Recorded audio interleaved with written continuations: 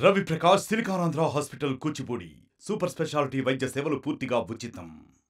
బోనాల్లో భాగంగా మహంకాళమ్మ బోనాలు చాలా అద్భుతంగా అంగరంగ వైభవంగా ప్రజలందరూ కూడా గొప్పగా జరుపుకుంటున్నారు.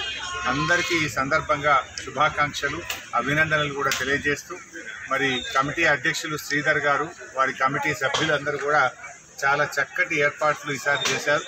మరి కమిటీ వచ్చిన తర్వాత కూడా ఈ దేవాలయం కూడా దినదినాభివృద్ధి జరుగుతూ ఉంది.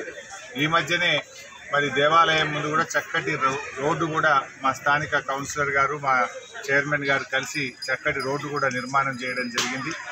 మరి ఈరోజు రాష్ట్ర వ్యాప్తంగా కూడా ప్రజలు వర్షాల కోసం ఎదురు చూస్తూ ఉన్నారు. మరి ఆ మహంకాళమ్మ దయతోని రాబోయే రోజుల్లో మంచి వర్షాలు పడాలని ప్రజలందరికీ మంచి పంటలు పండాలని అమ్మవారిని ప్రార్థిస్తూ ఉన్నాం. ఎందుకంటే రాష్ట్రంలో ఈసారి వర్షాభావ పరిస్థితులు కనబడతా ఉన్నాయి. రైతులందరూ కూడా కళ్ళల్లో వత్తులు వేసుకొని వర్షాల కోసం ఎదురు చూస్తున్నటువంటి పరిస్థితి ఉంది. సో అమ్మవారి దయతోని మరి మంచి వర్షాలు పడాలని నీళ్లు రావాలని చెప్పి అమ్మవారిని ప్రార్థిస్తూ ఉన్నాం. రాష్ట్ర ప్రభుత్వం కూడా ఇప్పటికే మరి కాళేశ్వరం ప్రాజెక్టు నుంచి నీళ్లు తెచ్చే అవకాశం ఉంది.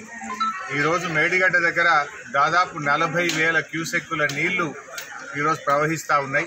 ఇప్పుడు బ్యారేజీ గేట్లు ఓపెన్ ఉన్నప్పుడు కూడా ఆ నదిలో ఉండే ప్రవాహం అనుగుణంగా దాదాపు 4 మోటార్లు నడుపుకునేటువంటి అవకాశం ఉంది. ఎందుకంటే ఈ కరువు పరిస్థితుల్లో కాళేశ్వరం నీళ్లు తెచ్చి చెరువులు నింపుకుంటే రైతాంగానికి మంచి పంటలు పండేటువంటి అవకాశం ఉంది.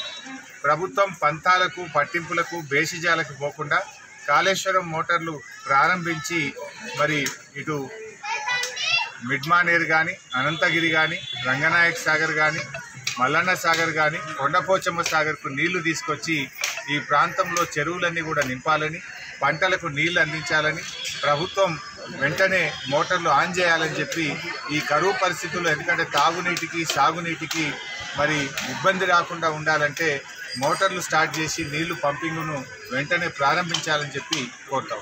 మరిన్ని వీడియోస్ కోసం ఛానల్ ని సబ్స్క్రైబ్ చేయండి. లేటెస్ట్ అప్డేట్స్ కోసం వాట్సాప్ ఛానల్ ని ఫాలో చేయండి. అండ్ లింక్ డిస్క్రిప్షన్ లో ఉంది.